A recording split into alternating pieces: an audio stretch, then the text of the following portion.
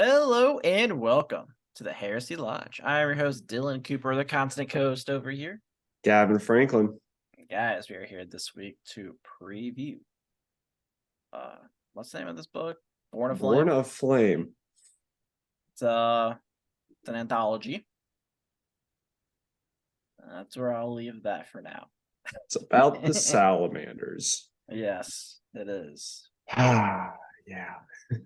I'll vent some more in a second. Before we do that, all of our normal stuff, check us out on our Discord. We have a weekly movie night. Come check it out. Sometimes we have hobby times.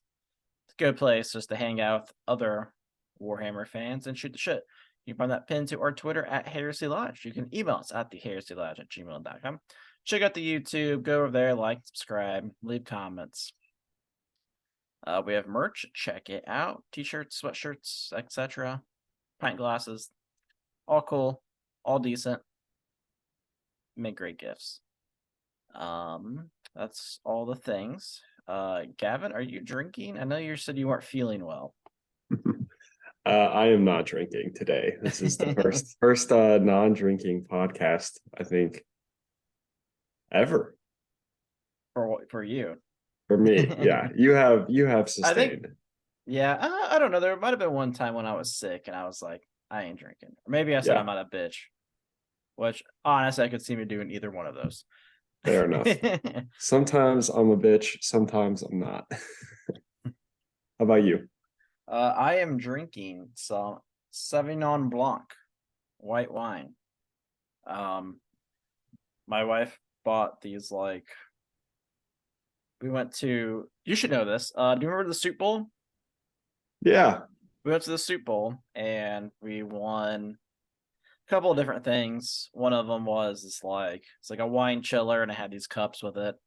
So I was like, well, might as well bring out the cups. The other thing is a vase that looks like a urn with a butt plug on top of it. Definitely looks like a butt plug. And an urn. Did you see our teachers at all? No, I didn't see any teachers. There were younger people there, so I'm curious if they were part of peer helpers or not. I didn't ask because I thought that'd be weird. Like, hey kids, are you peer helpers? I was a peer helper, baby. This is your future. You come here and you eat the soup. Served by you bitches. How was the soup? It was good. I had a soup from our table, which is more top-notch restaurant now here in Greenwood. And I had a soup from I had chili from Tried and True.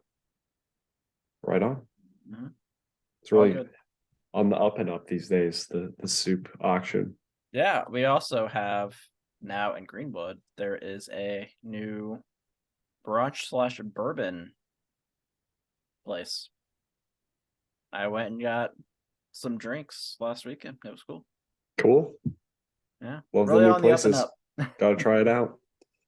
So, Born of Flame. Born of Flame.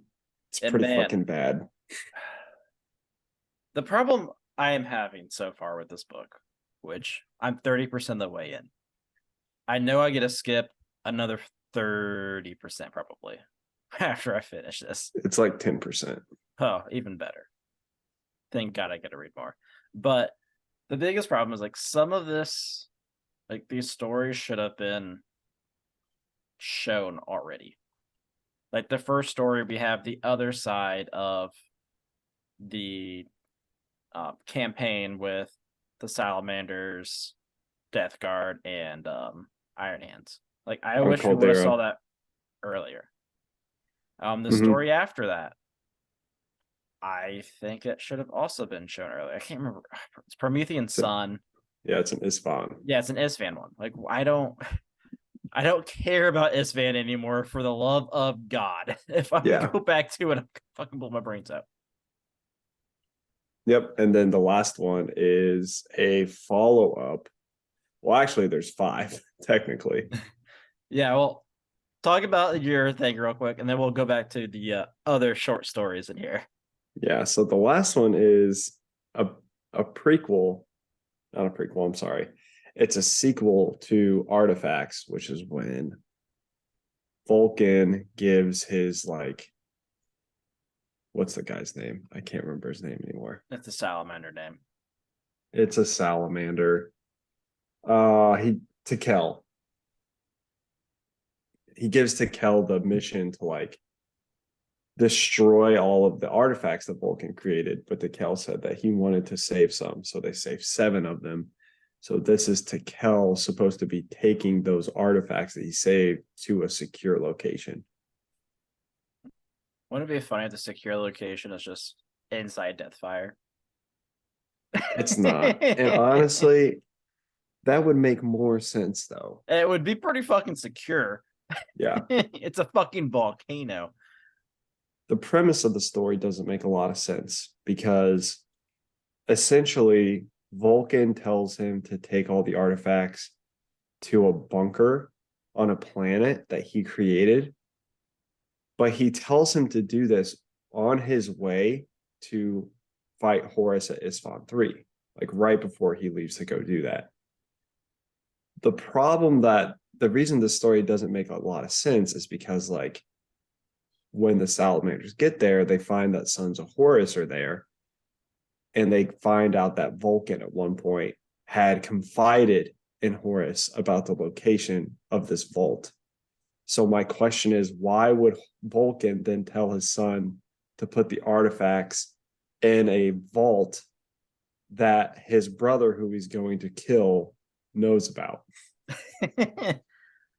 Or he could have just used the fucking volcano on his own planet Exactly. Just put that it on no one's Nocturne. gonna look into. Either do that, yeah, exactly. And like we don't really have any Primarchs gunning for Vulcan's artifacts. You know, it's not like they're talked about at all. So I kind of wonder if Vulcan is just like kind of having a bit of a not so humble brag. Yeah. Where he's like, we're yeah, getting these too things far are into great. it so far though for our preview. So let's backstep for a minute. Sure. We talked about how there's technically 5 stories in here. Yeah. So I am pretty sure we were recording when I said, man, wouldn't it be funny if this artifact story is actually just the artifact story you already fucking read? And you're like, dude, there's no way. Well, turns out there is indeed a way. There is a will and there is a way. That's not the only redo. We have one from Shattered Legions in here as well. Immortal Duty. So that's the one where they like, I'm pretty sure that's the one where they have those special suits that they escaped with Isfahan, and then they just like die for no fucking reason. Exactly. So it happened. I joked about it. I was like, there's probably no way, right? They're just fucking with us now. They're like, you read this in chronological release order, you're a fucking moron. This is what you deserve. It makes less sense too when you think about like those stories are like 10% of this book, and this book is huge. They could have just not had those stories in there. Yeah. And now I'm like, what was the thought process behind this? Were they like, well, it's a Salamander short story book, so let's have all the Salamander stories in it. But it also kind of like it hurts the like great Salamander story we just had, which is what I don't like about it, because it's unfortunate. These should have been build-ups to that book. Yeah. And Old Earth was such a gem. It was so really good. And it gets such a bad rap for being a Salamander story in the Horus Heresy. And I get why, because they all suck. Vulcan Lives was good. But Vulcan Lives and Old Earth were really good. Every other story about the Salamanders, though, it's just them dying. Like low D tier. Yeah. It's rough. The Salamanders have not gotten much love in the Horus Heresy. Yeah. And it's crazy because Nick Kime, he did an amazing job with Old Earth. He did a very good job with Vulcan Lives. So I don't know. Doesn't make a lot of sense to me. Yeah. But hey, don't worry, guys. We suffer for you. So here's your fucking preview. Don't read it. Listen to this episode, listen to the review, and you're like, cool. Yeah, it's definitely a lot. Glad I didn't suffer myself. So let's start this. We open up with the Eldar story. Promethean Sun. Is that the first one? Yep. Weird. I could have sworn I just started reading Promethean Sun, but they just called it Promethean Sun at the end, and it felt like I just read the whole story. Yeah, maybe. Either way, Scorched Earth is the one that you're on. That makes sense. No, it doesn't. Yeah, it does, because it's fan. So, what to know going into this? So we've already talked about how this is the other side of the story where we had, what's his name? The Ferrus beheaded guy. Manus. Yeah, Ferrus Manus. The beheaded guy. We had the story where he had a group of soldiers going through the fucking desert, and none of their fucking machines worked because it was too windy and there's too much sand. And he said, fuck it, keep going anyway. And everything's a fucking shit show. We had turns out that strategy did not play out for them. Yeah, all the people with augmetics are like, guys, this fucking sucks. And then like there's like one guy that's like not that augmented. He's like, this is fucking fine. You're all just dumb. Yeah. They get attacked by some Eldar who can like shut down the augmetics. And like shit happens. Ferrus Manus falls into a hole. And then is confronted by Eldrad. Yeah, Eldrad. And Eldrad tries to swim, like, yo, bro, your brother's a piece of shit. Like, fuck you. Yeah. It got and then Ferrus fought like a demon Fulgrim. Yeah, something like that. And then did he cut that head off? I can't remember. Something I like think weird so. happened. Yeah. So this one is about the version of in Vulcan's story. And I'm not gonna lie, like this short story, it wasn't actually bad. What was cool about the short story is it had the past where Vulcan meets the Emperor for the first time, and you hear about like how he was on Nocturne. I thought that was really cool. Yeah, that was definitely the best part. I would have preferred that all to be on its like own separate short story. Mm-hmm. Yeah, because like one thing I disliked about this though was when it did go in the past, I was hoping we could get like that battle where he went into the webway and fought. Yeah. Whatever but the no. fuck that one thing was, yeah. Yeah, this is just a battle on Nocturne between some Dark Eldar and then when he meets the Emperor. So really cool portion of the story. And the other half is when they're trying to overtake the jungle, essentially, of Caldera, she's now calling it. And yeah, so that opens up to a scene where they get attacked by Eldar in the jungle, and they're all riding dinosaurs. Yeah. People shit on Damnation of Pythos for being Jurassic Park. This was way closer to Jurassic Park. Yeah. Like at one point, like Vulcan and Manus are like on a fucking pterodactyl. Oh yeah. I'm just like, it's like it's a short story. It's like, you want to see Vulcan ride a pterodactyl? You're like, what? That was never on my bingo, but sure. There's a story for that. We got you. When they were fighting the Eldar remind me a lot of oh fuck, why am I blanking on what they're called? The lizard men from like Warhammer Fantasy. All I know are the Skaven, and they aren't the Skaven. The Skaven are the rats. Yeah, the lizardmen. I think that maybe they're just called the lizardmen. Maybe that's what they're called.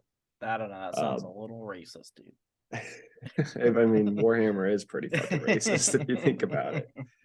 But yeah, like they basically ride their lizards that ride on the backs of dinosaurs, and they have like war engines on the dinosaurs, and they shoot like arrows and shit from it. So I think they took a lot of inspiration from the lizardmen.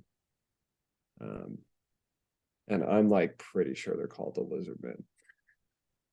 If you're being offensive, someone will tell us. Don't worry. Hexawaddle.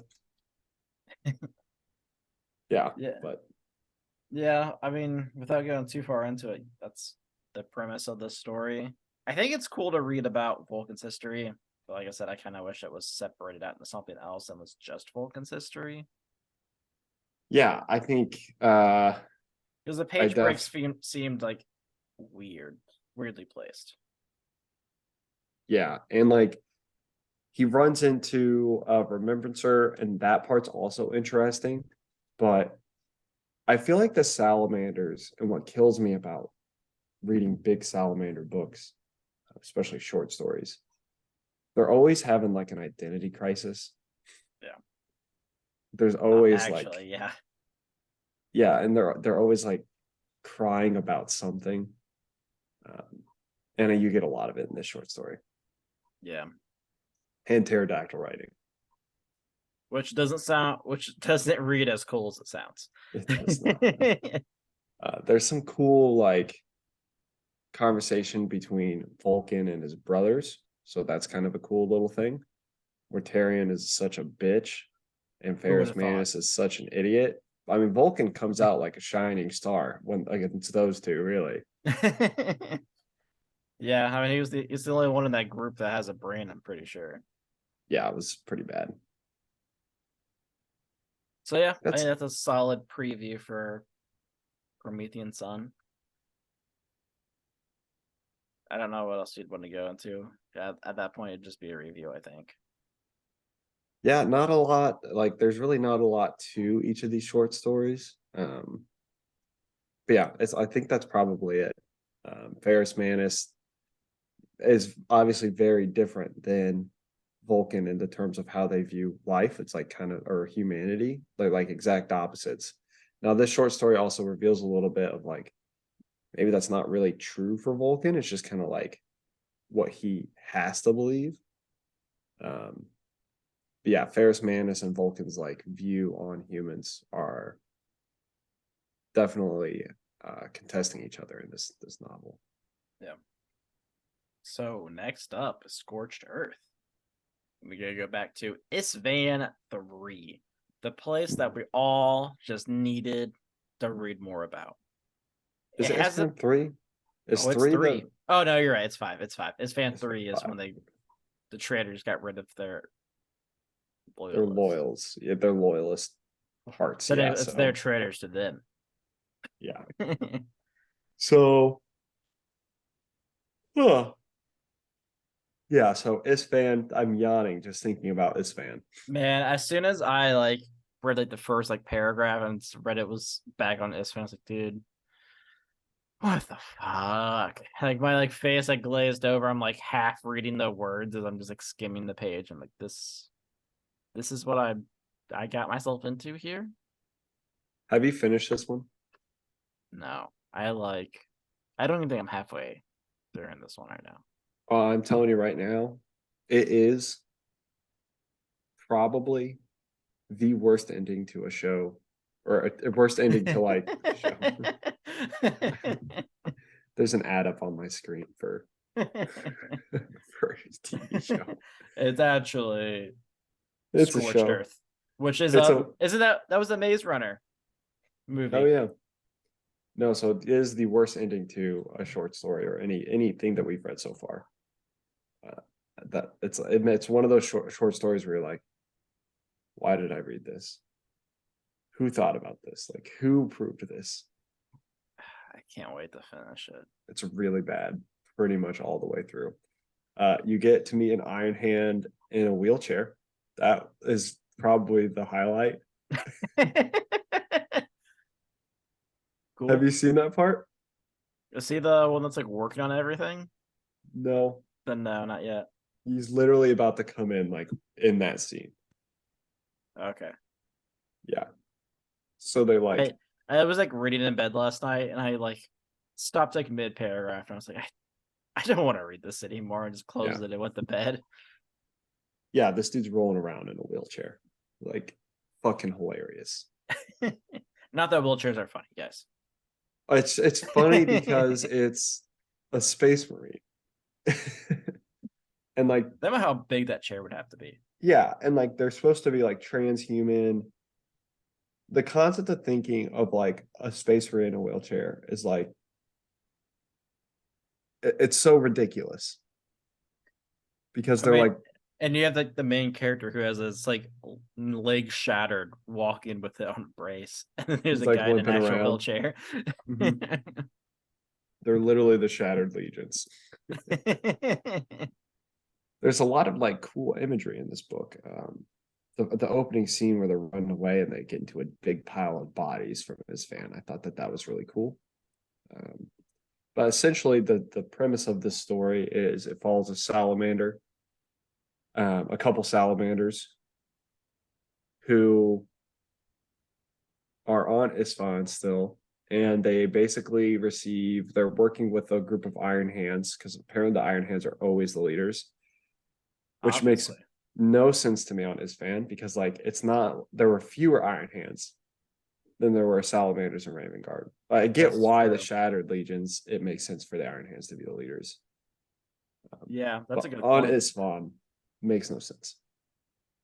Maybe it's But they're because they're just the most assertive. Like Raven Guard, are like, like I'd rather just like sit here in the dark. And then you have the salamanders who are just like, dude, we're gonna get fucked anyway. It doesn't matter. yeah, it's like we're definitely gonna be the first ones to die. This is like a fucking like 70s horror movie. We know how this works. Yeah. And then they also probably are just incredibly annoyed anytime the Iron Hands talk about leadership. They're like, fine, fucking take it. I know I am, so Yeah. It's like, whatever, dude. You roll around in your wheelchair and tell me what to do. It's just very funny. But when you see him and how they work together, I'm like, how is this a thing? But they get a signal to Vulcan's Stormhawk, Thunderbird, or whatever the fuck it is, that crash landed on its phone. So that they believe that Vulcan is still there. Of course, we know he's not. He was taken by Conrad Kurz. we know he lives. We do know he lives. Uh, they like say that in this book too, which is hilarious because it's like, how are these guys getting the memo that that's the new phrase? There's just hope. So yeah, they go look. They basically go look for Vulcan is what they're doing, and it's pretty good.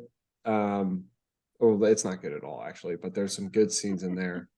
They talk a lot about the Iron Warriors at one point, and I like that. There's a cool scene with a world eater, which is also a little out of place because he's like a super corny world eater, like corn, blood for the blood god, skulls for the skull throne. That's Like that shouldn't didn't be there happen. yet. No.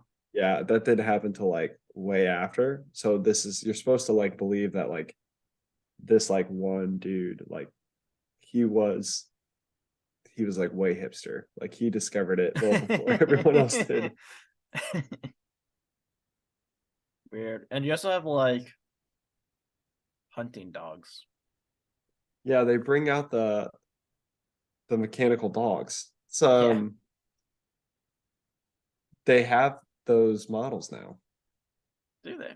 Yeah, they released it in a Kill Team box, I want to say. The Arbites, Adeptus Arbites, or whatever it is. The police. They have mechanical hounds. Interesting. Mm-hmm. I thought they were stupid. Reading about it, I was like, oh. I agree.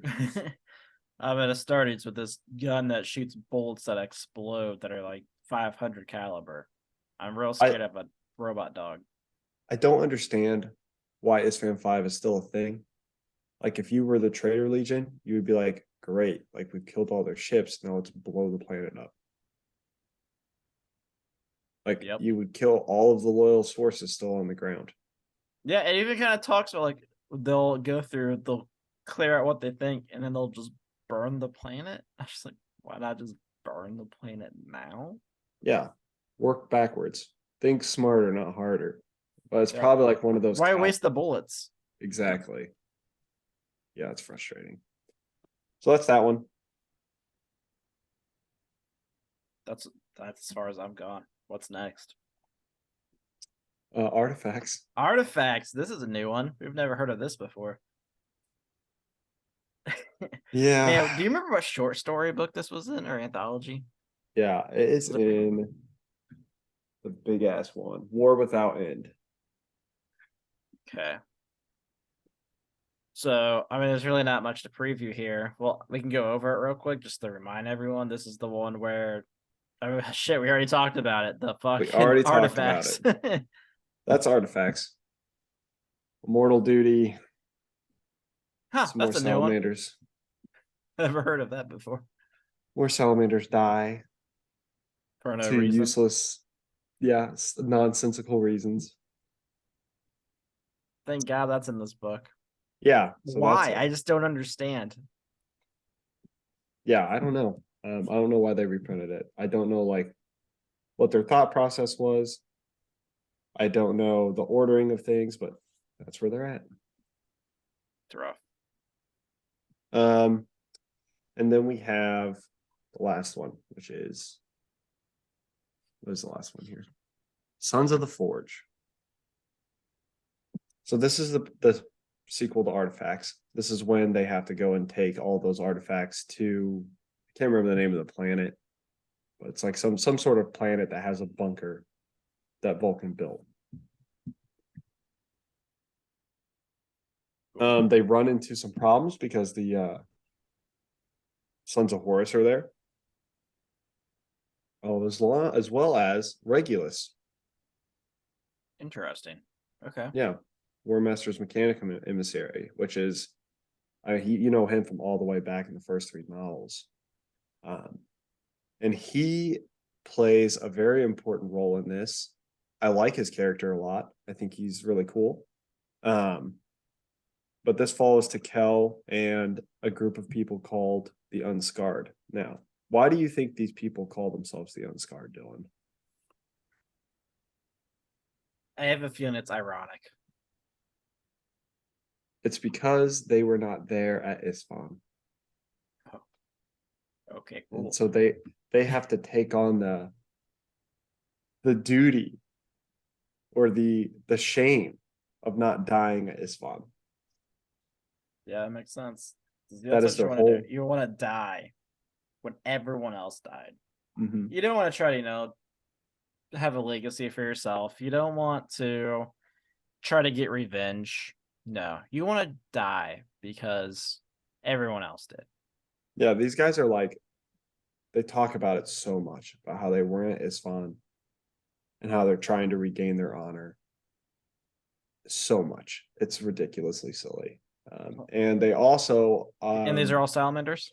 all salamanders. Imagine the fucking Iron Hands. Oh, there Most is of them some weren't Iron there. Hands. There is some Iron Hands in this book too, and I will get to that. Did in a they call second. themselves the Unscarred? Because I doubt it. No. Flesh is weak, bitch. Basically, they also are still a part of this like Vulcan Lives cult.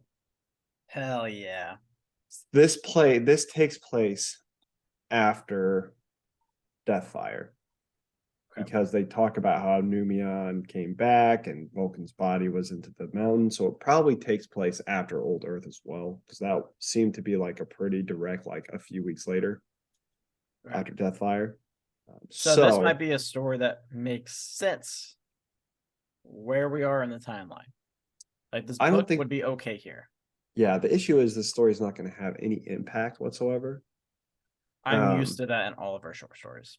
Yeah. So it kind of seems like a short story you would read if like you're super interested in the Salamanders lore. Because from what I understand, and this is unconfirmed so far from what I've read.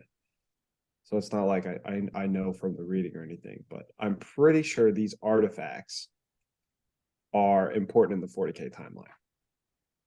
Because Vulcan, like, each Primarch has kind of left their legion and they have like stipulations for them coming back or whatever. They're off on some sort of mission.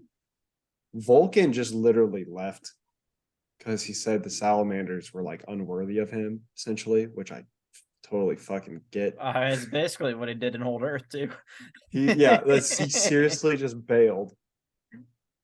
And he said that he would return to the Salamanders once they've collected all 7 of the artifacts. Joke's on them. There's only actually 6. So it's never coming back. I made sure of it.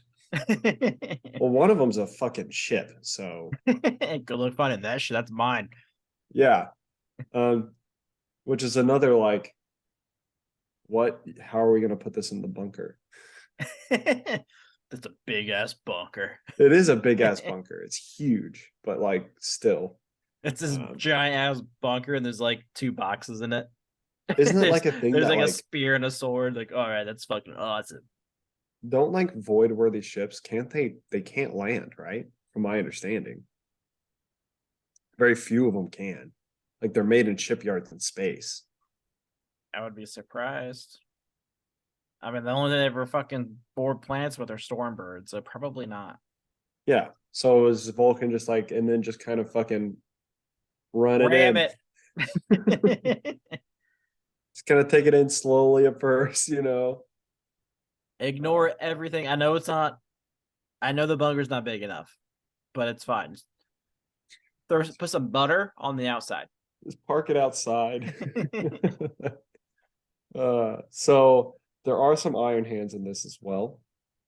From my understanding, like the bunker has weapons in it. And from what I understand so far, the iron hands are there to like get the shit that's in the bunker for the war effort. You know, I guess that the salamanders don't like that because that's Vulcan stuff. Sure. And you know Vulcan as a Primarch, he's like, yeah, we're at war, but I'd rather like keep all my stuff in a cool box. I'm sure Vulcan would totally be okay with the Iron Hands using guns that he made. No, nope. Maybe not the Iron Hands. Yeah, fuck those guys. They're full of idiots. Whose flesh is weak now, bitch? Oh, your little robot arm gets blown up by bullets. My bullets. Oh make no!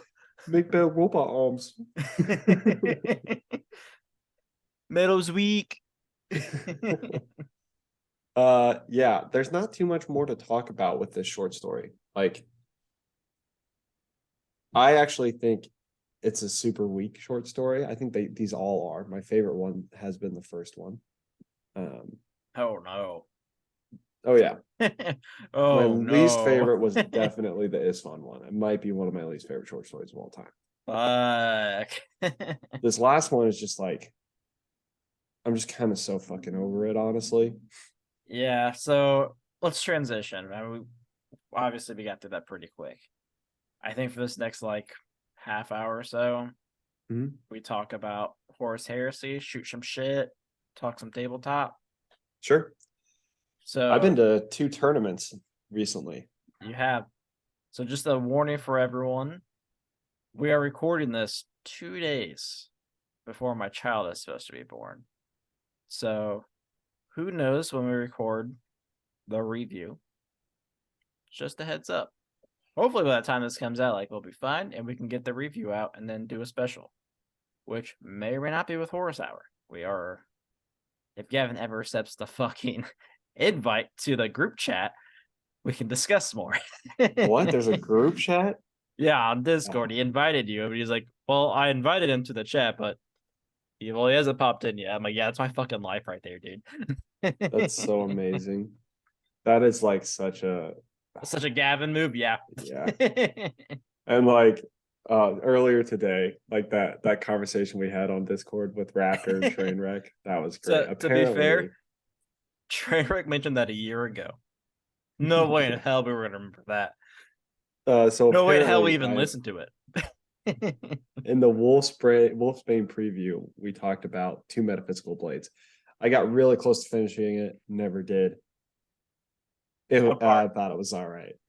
It's audio only, so that kind of blows a little bit.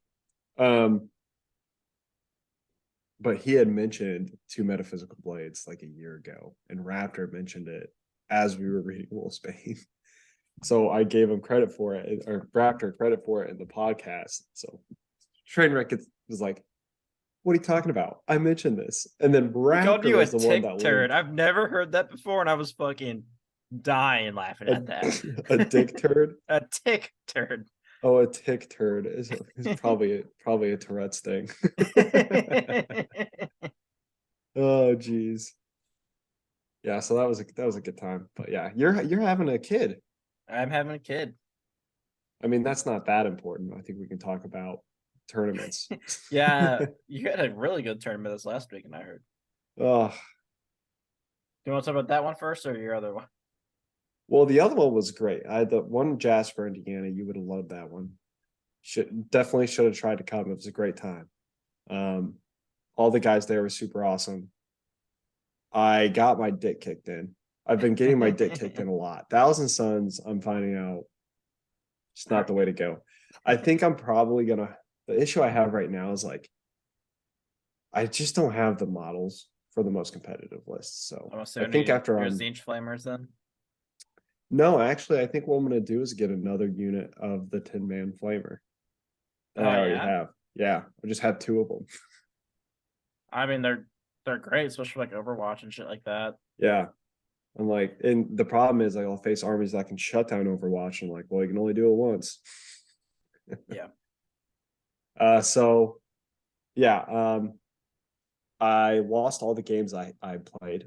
Death Guard won that tournament, which was phenomenal. He bought Mortarion. That's awesome. Dude was great with Death Guard. I keep seeing lists with that are doing well with World Eaters, and most of them have had Angron so far.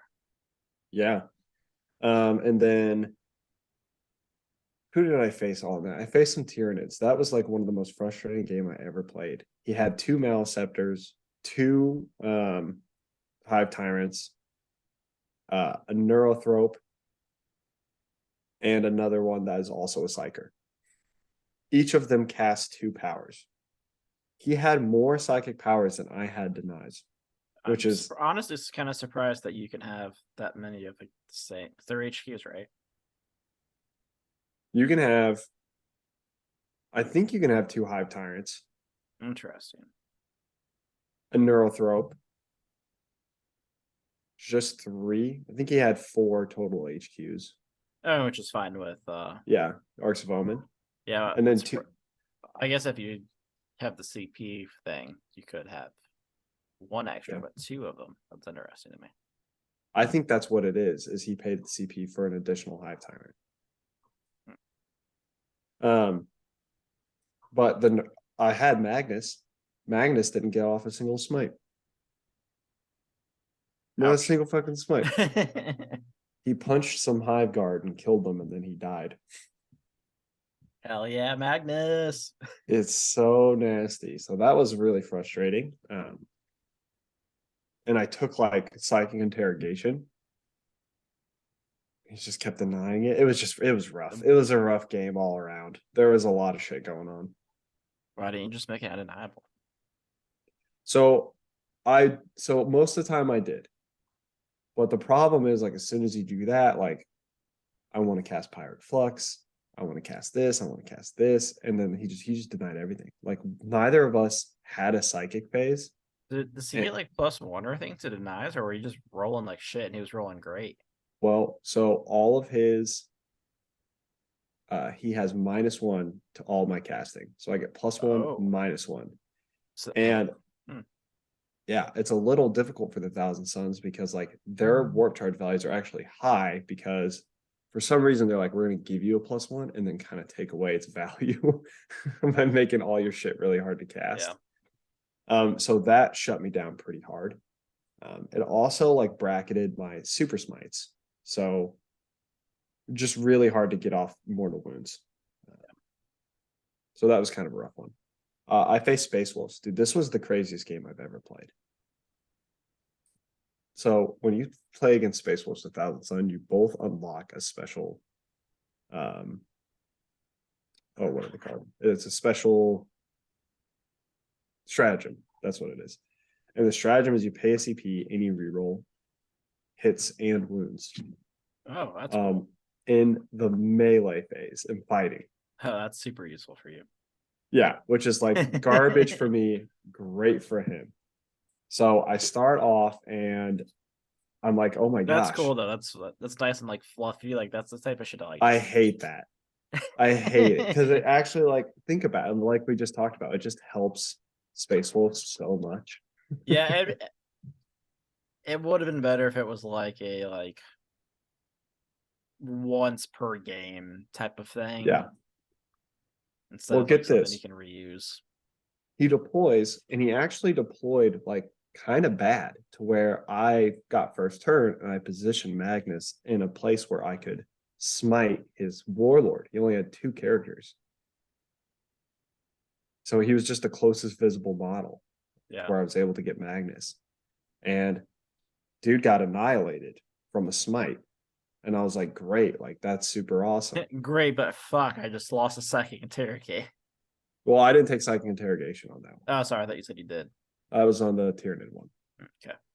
So the Space Wolves one, I kill his character.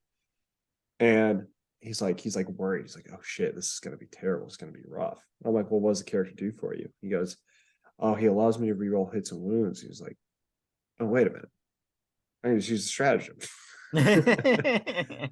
I was like, oh. It's like, yeah, I guess it's not really that big of a deal. So he has about, I'd say like 60% of his army in strategic reserve. I table him except for 1 unit, turn 2. Everything comes in turn 3. Everything came in. And what was crazy about it, it was kind of a sweaty game, if I'm being honest with you, because like I'm like, okay, I'm gonna like I literally controlled like the entire map, and I was super like all around the board with everybody. He like took his measuring tape, he's like, I can just barely fit this one guy right here on this line here. Was able to kill Ariman with him. Like all of his stuff, all the Space Wolf lists right now are like giant like guns. Everything's a big gun line, right? Because it's free. It's all free. So they took the melty meltas, all of the stuff. So yeah, he comes in turn 2, kills Magnus, kills Ariman, kills like a bunch of shit. So it was crazy. Like I basically tabled what he had on the table turn 2, and then he tabled a majority of me turn 2 stuff that he brought from reserve. Damn, that sucks. So, although, just out of curiosity, like rule wise, are you sure he was legally allowed to put that much in reserves? yeah, I don't know how he did it. I 100% trust the guy. I've actually played him before. He actually brought that up in the beginning. He was like, I can show you how I'm legally able to do this. And I was like, no, we don't have to walk through that. Like, you're fine. I want a TO. Yeah, exactly. So that was that game. So the first game I faced a Death Guard player. He was new. Absolutely demolished him. But he was a super awesome player. I realized, so the Tyranid player I played, he played Thousand Suns. I was cheating. And like all my games, yeah, of course. I had no idea. Master Misinformer, the warlord trait that allows me to redeploy. Mm-hmm. I can redeploy monsters. Like, great. But then, no, it said I can redeploy any unit. But then I reread it, it says Cult of Duplicity units. And Magnus does not have the great cult keyword. So not able to redeploy Magnus, which I was using a lot. I would always put him on the table. And then if I got second turn, I would just put him in strategic reserve. Makes Magnus a lot weaker because you can't do alpha strikes with him at all. Yeah, you're pretty much just going to have to put him in reserves. Every time. Yeah. Unless or if you just want to risk it for the biscuit. Yeah, unless like some games I'm like, okay, you have no range whatsoever, so I can put them on the table and I'll be safe turn 1. But like if I'm going up against like Blood Angels, I'm like, whatever. Yeah. You know what I mean? I'd rather be there for the beta World Eaters. Strike. Yeah, World Eaters, I'll drop them down. But yeah, other than that, he's gonna always go in strategic reserve. And I feel kind of bad because I played the Death Guard player, I got a perfect game against him, but he had 3 tanks, plague burst crawlers. I would definitely put Magnus in reserve to not get shot by 6 fucking entropy cannons. But I kept him on the table. I got first turn, and I was able to destroy 2 plague burst crawlers in 1 turn. So that was a good game.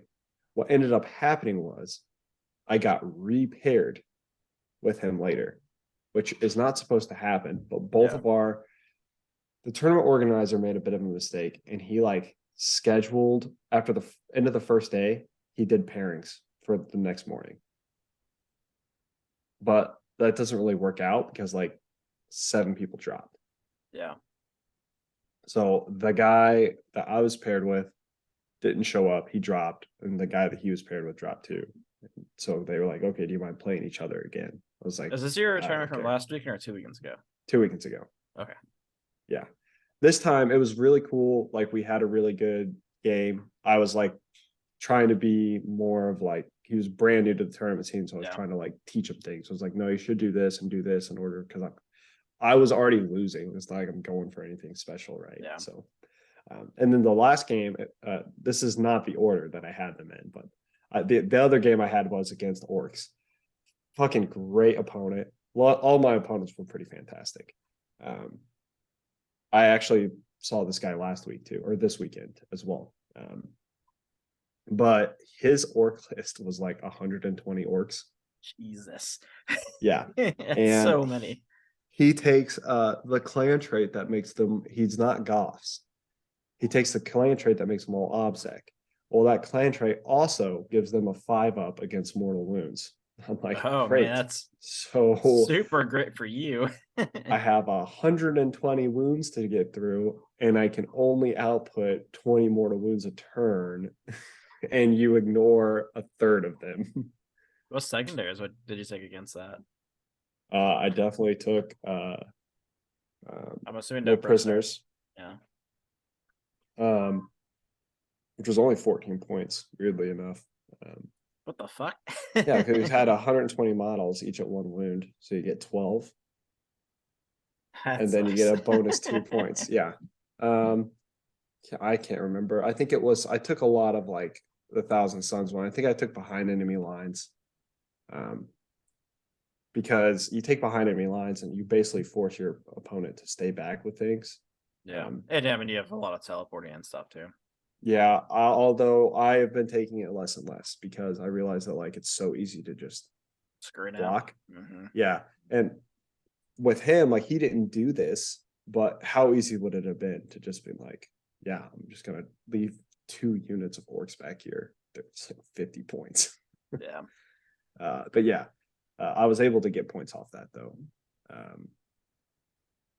Yeah, it was a good game. He just crushed me. He got 100. I basically got like 100 on all the games that I lost. Yeah, that sucks. Yeah, great opponents though. Funny enough, I won best in faction. They did a best in faction. Hell yeah! Award because there were only 3 chaos players, and one of them got second place, and one of them was like brand new. So I got 2 wins, and that got me best in faction. What'd you get? It was like $40. Hey, that's nice. Yeah, I got a plague growth crawler with it. Nice. Mm-hmm. So this weekend, dude, this tournament was awful. So bad. I don't want to like talk shit about tournament organizers because first off, it's hard to organize a tournament. And I really appreciate them doing that. Like I am playing because they set it up. And they do the whole thing for charity, which is like, darn, you got me, right? Like can't say anything negative. It's hard to now. shit talk charity. Exactly. But like they just did so many things that I was like, why would you do it this way? So for instance, like when you register, there's no like, I think there's a cost, but there's no way to pay online, which is already kind of annoying. Yeah. And they don't give you a lot of information. They don't give you a schedule on Best Coast pairings, which is like kind of a warning sign to me. Like I'd like to see the schedule ahead of time. Well, which makes sense because I mean, mm-hmm. especially if you're driving. Yeah, like if I would have known that they were going to start the next day at 8 a.m., I wouldn't have even thought about driving up the second day. Where was this one at? This was in Cincinnati. So let's start with problem 1. I'm at this tournament on Saturday, the weekend before, and I'm talking to some guys, and I told them, yeah, there's a tournament in Cincinnati. It's a big GT next weekend. And they're like, oh, dang, I'm going to go to that. That sounds like a lot of fun.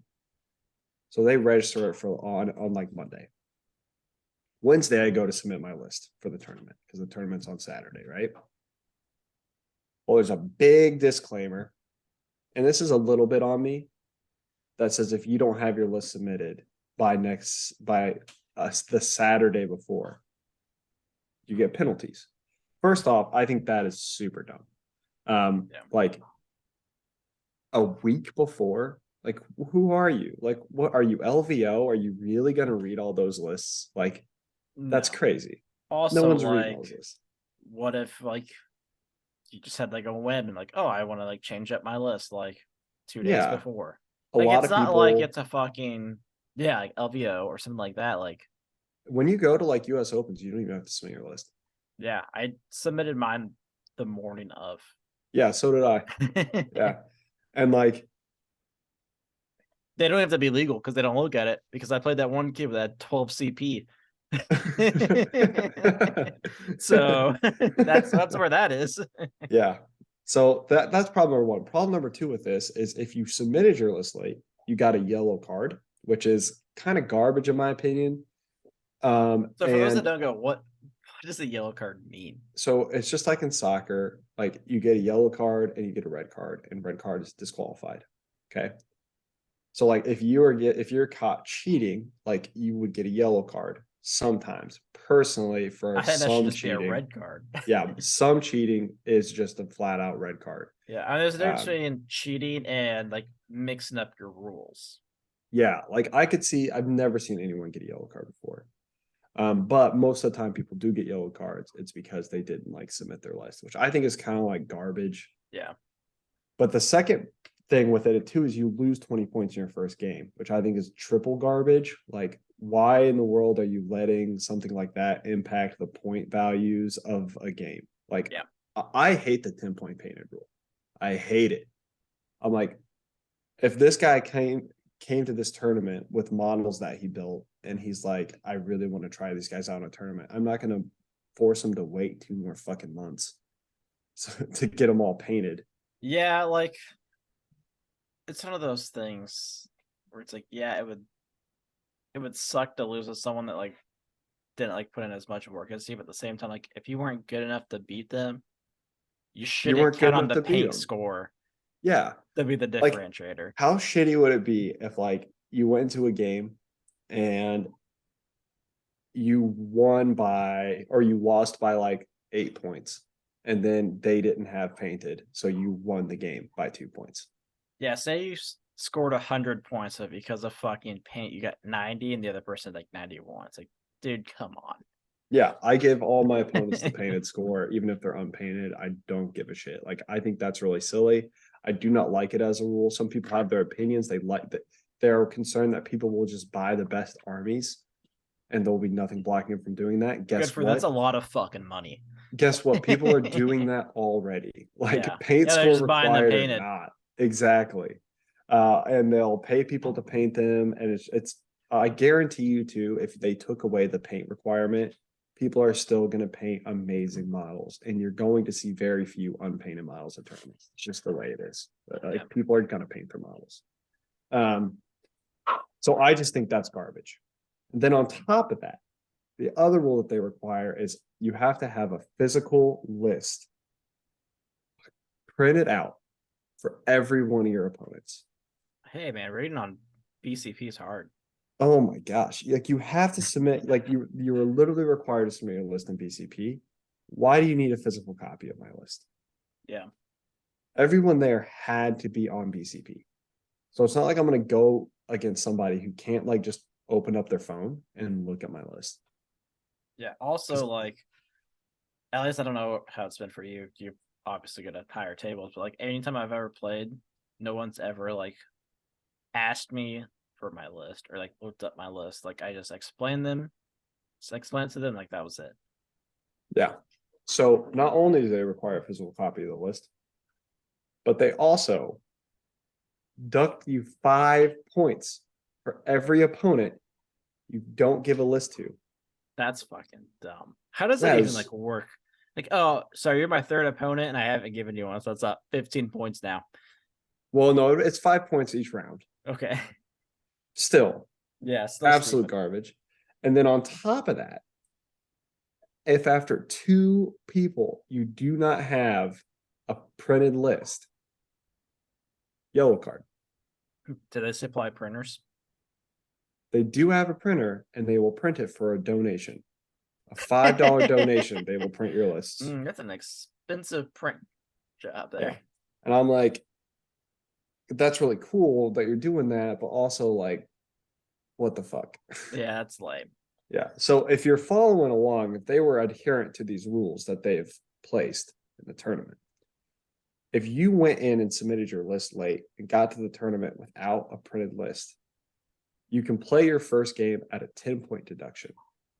And then as soon as you start the second game, you would get disqualified from the tournament. Hell yeah. It's just absolutely silly. So, like, of course, like, how do they enforce this, right? This is another annoying thing that they did at the tournament here. 99, actually, every single tournament I've ever been to, you submit your score through the Best Coast Pairings app. It does the pairings for you. You get to click on the game that you're at, you submit a score. They prevent cheating by giving each player a pin that you create at the beginning of the event. You type in the pin and the score gets submitted. Both players have to type in their pin. Sounds like a really great system. Yeah.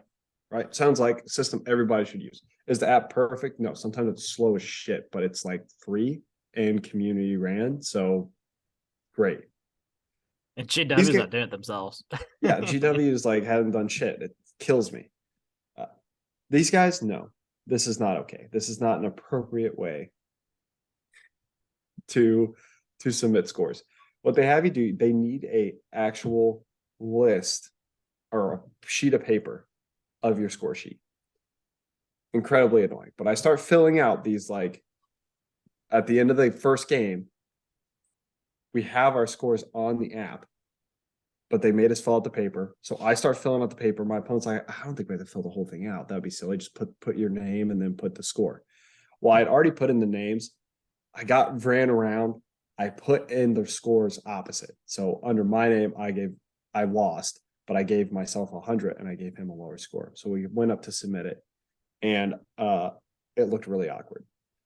So I went to go hand it to her, and she's like, okay, so Gavin got 100. She's like, no. I said, no, I didn't get 100. So like the guy, I probably felt like I tried to cheat him. Yeah. But that was not the case. Then we both had to sign the paper. Oh. Yeah. Well, yeah, man. Why would you use a pen on an app when you can both physically sign a piece of paper? So they keep those signed papers for their record keeping, just in case somebody disputes, which doesn't make sense to me because, like, you can dispute anything. Like, you can go fucking dispute a BCP score. Yeah. So anyway, I didn't have a lot of people ask me for my list. So that was good. I had one time I went to go turn in the paper, and basically the guy like talked it out with me. So we just kind of wrote down the final scores, but we only filled out like the first 3 turns worth of points on the paper. And the girl was like, these numbers aren't adding up. I'm like, are you fucking fact checking my score sheet right now? Like, what the fuck? And she's like, oh no, it's fine. I'll put it in, no problem. So I just think that the tournament was really weird. I had to pay extra money to enter the painting competition. Turns out there was weird. there was a special place I had to put my models, and everyone that was in the painting competition had like a display case for them. I did not. So they were able to just like pick up their display case and like put it on the table. I would have had to unload all my models, get them scored, come back, reload them up, and then go to the game that I get assigned to. And I'm like, you know what? Fuck it. I'm not going to do that. They're like, you want a refund? I'm like, just give it to charity. So yeah, bit of a pain in the ass tournament. I ended up going home at the end of the first day. My last game, dude. My last game. Was The this guy the one was that you were nice. telling me about? Yes. My last game was against an Imperial Guard player. Every like 30% of the fucking armies were Imperial Guard and Space Marine. It was nuts. But this guy, he is new to Imperial Guard. Well, he'd been playing him for a while, but he just hadn't been playing in tournaments with the new codex. He goes to deploy, and he takes, you know how the people have like that play Imperial Guard, they'll have like the wooden or metal trays. They put them down. I mean, they put orc the players people use on them it. too, like anything with hordes. Yep. Yeah, he puts an empty one down and then goes to like get Which the defeats the models whole out of the purpose box. of that. It The completely whole destroys purpose the is tray. you start with those in the tray. Yeah. And so he took like 30 minutes to deploy his fucking army. That's so fucking rough, dude. I would have been fucking crying. Miserable. And then we start in the game, and I've got some Zangors behind a ruin, and I'm like, I'm gonna charge that tank. It's like, I'm gonna overwatch. I'm like, well, the tank can't see me, so you can't overwatch. I'm like behind a giant wall, like the U-shaped GW terrain walls. Yeah. And he was like, well, you can't charge me if you can't see me. I'm like, no, you can charge people if you can't see them. Like it's a way to prevent Overwatch. Like this is that's like the only way to prevent Overwatch, other than having a stratagem that turns it off. Exactly. And he's like, well, let's go talk to a TO. So we have to find a TO. And the TO is like, yeah, you can't charge people through walls. And I'm like, that's not true. I realized in this tournament, I say that's not true a lot. And I should look for a less aggressive statement. I mean, it's better than like, can I have a different TO? One that actually knows. I showed him, it's so crazy because I showed him the Arcs Omen rulebook where it said, we were talking about charging. Yeah. And like he looked at it and was like confused and like handed it back to me. And I'm like, that's literally what you do. Like as a TO, you read the rule and you're like, that's what the rule says. I'm like, nothing in the rule says you need line of sight or you need to have line of sight to charge or that the unit needs to be visible. And he's like, well, I don't know. And he started asking me if I was an inch away from the wall. I'm like, why does that even matter? Like, what are you talking about? So he had to call another TO over. That's rough. And the other TO knew what he was doing. He was like, yeah, you can charge through a wall. Are you infantry? Yeah. Is the wall breachable? Yeah. No problem. Why am I over here? So that was the first time we had to call TO. I got a guy in my list that has a relic that allows him to consolidate away from enemy units. And I used that to charge. I charged some troops, and then I consolidated into a couple of his tanks. He was like, you can't do that. And I'm like, so it's kind of a complex rule, right? Because like the way it works is you charge, and then when you enter the fight phase, charging units fight first. Yep. And you go through all of your fighting actions. You pile in, you fight, and you consolidate. In order to figure out who gets the fight, the rule is all charging units get the fight regardless. And then any units that are in engagement range get the fight. So when I get away from you, when I consolidate, you are no longer within engagement range of me. And so you do not get to fight back. Yeah. He was super confused by that. So we had to call another TO over. This time we got the good TO first. And again, like these TOs are volunteers. So like, I'm not like super mad at the first one, but I'm like, don't TO for a game that you don't play. Yeah. You know what I mean? So it's like this guy comes over and he's like, yeah, that's legal. I showed him the relic. He's like, yeah, that's fine. And 20 minutes, dude, 20 more minutes of this dude like arguing with the TO. And the TO, like at the end of the day, was like, I don't know what to tell you. He can do that. So that game, now I will say that the guy was very nice. He did not come at it as aggressive towards me, right? Like he wasn't mad at me about anything. Like he was just looking for rules clarifications, which you should do. Yeah. The part that was frustrating is like, these are not like rules even specific to my army. Like these are base playing rules. You should know them if you're going to be at a tournament. Yeah. And if you don't, that's fine. Like it's okay to call TO over, but don't argue with the TO. You don't know the rule. And the thing that was nice about him is like we get to the end of third turn. Obviously, we're running out of time. We're taking so much time on this extra stuff. And he's like, listen, I'm not trying to play you for time. Like, let's talk out the score. So I ended up getting close to a perfect game. he was very fair and reasonable about that. So like he wasn't trying to run me on the clock. It was just like teeth pulling. That's what it felt like. You know, like he wasn't like trying to be mean to me. He wasn't trying to do anything. He was a good guy. Fun to play against, like as a personality, but like man, it was pulling teeth playing against him. Yeah, that's rough. That also like sucks too, because you're like, man, this experience, honest, like I'm not having a good time. I don't want to play anymore. Like you're kind of pissing me off, but it's not because of you as a person, it's because of how this game's going. Yeah. Which So that's how I let's felt play like when tournament we stuff. did our local tournament. I was like the last guy I played, like he was really nice, but I was like, man, I don't want to fucking play with you anymore. I just want to be done. I don't want to play with you anymore. So I know I kind of made the joke. This kind of took a little bit longer than I was expecting, the tournament stuff. I get real passionate about it. But, you're about to have a kid. I'm about to have a kid. How exciting is that? What's going through your mind right now? You know, I'm not like nervous about like having a kid. Like that part's like it's been accepted for a while. Obviously, Sure. It's been a 9-month buildup. Like that, it all makes sense. Like there's a linear path there. Mm-hmm. The part that's like nerve wracking is how much my life is going to change post kid. Yeah. Like it's not gonna be like I can't just be like, it's 3 o'clock. I should get drunk. It's like it's 3 o'clock. I better Oh, feed the kid. Wait a minute. You want to be a good dad? Surprisingly, like shit. There's nowhere in the rule book that says you have to wait longer to get drunk. It's just it's the nice. It's a perk. It's like one of the asterisk things. Like this is a nice to have. It's like when the kid's picking out who they're getting raised by. It's like this is 30 more points.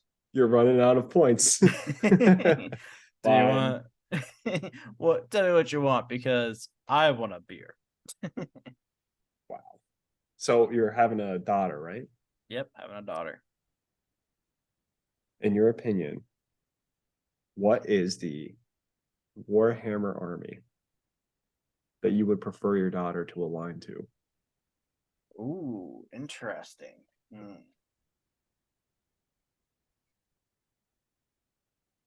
I almost think this question is like closely related to like a dating question, right? Because you're like, it's a common, I don't even know the word I'm looking for here. It's a common thing for like talking about dating with like sons and daughters to be very different, right? Like, Yeah. I don't really care that much about my son's dating, but I'm really nervous about my daughter dating.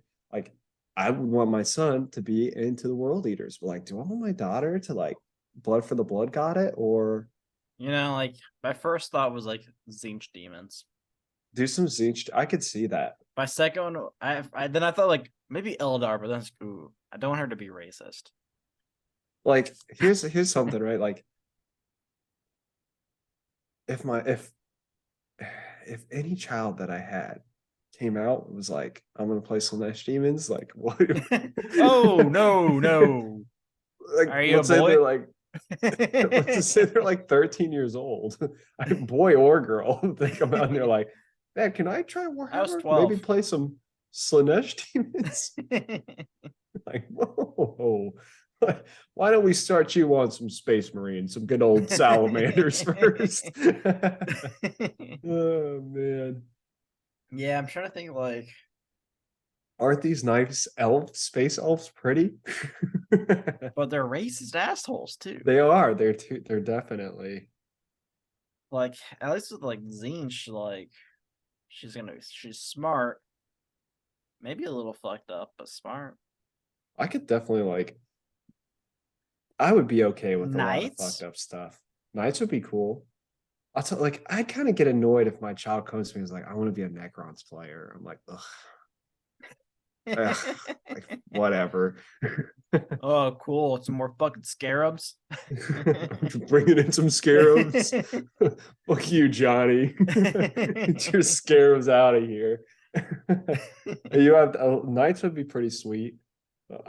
Knights is like such a kid's like army too. They're walking, yeah, big robots, big gun. Oh, that's what I'm excited for. I'm excited to make the robot noises. Oh, we had a game. We had some World Eaters versus Knights. Oh yeah, Yes. the World Eaters kick some ass. It was, dude, Worlds are fucking fun. They are fun. The funnest part about World Eaters is you move, and if you can't charge, your turn's over. Yep, and it's kind of nice. Like, yeah, like my troops have fucking pistols. So if I'm Yeah, not within 12 inches, whatever. And even if I am at 12 inches, it's one shot at 4 strength, 0 P1 damage. It's like, okay. yeah. It's like, should I shoot this? Do I Or want to should waste 2 minutes of my life? Not really. exactly. So yeah, I think Knights would be a good one. I'll tell you, it'd be badass. If I had a kid come up to me and say, "Dad, like, I'm gonna make some Night Lords," I'd be like, "Okay, Oh yeah." man, that'd be like, man, you're fucked up and I love it. You're fucked up in a good way. I knew I loved you for a reason. You probably have I a was on the edge for a minute there, but you're back. you probably have a great sense of humor. Realistic look on life. I like it. I like it. For sure. So your answer is Knights. I think that's a good one. I think Knights is like it's solid. Yeah. Mine would be Night Lords. I love it. No Ultramarines. God, please. Oh man. No, like Iron going Hands. in Could like, you imagine? oh, I should be up for adoption. They're up for adoption. Flush this week. All right, you're done. These are the armies you're not allowed to play: Word Bearers, Iron Hands, Dark Angels. Have some fucking respect for yourself, all right? Jesus Christ.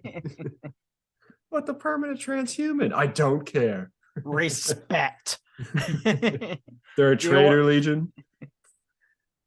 Yeah, exactly. Are you a fucking traitor to this household? Listen, I'm fine with you being a traitor, but just don't lie about it. Yeah. All right. Yeah, I think probably a little over time. Yeah, I Good think we're in a combo good there. spot. So, guys, that is the preview of Born of Flame, right? Born of Flame? No. Oh, no. Death Yep, of Flame. that's Born it. of Flame. It is the Death of Flame. Hopefully, we're reviewing next week.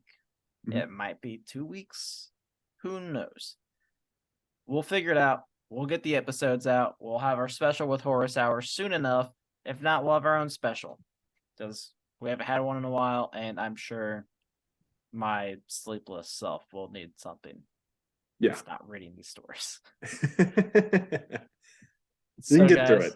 Yeah. So, guys, check out our Discord. You can find that pinned to our Twitter at Heresy Lodge. Email us at theheresylodge@gmail.com. I already did email. Check us out on YouTube at the Heresy Lodge.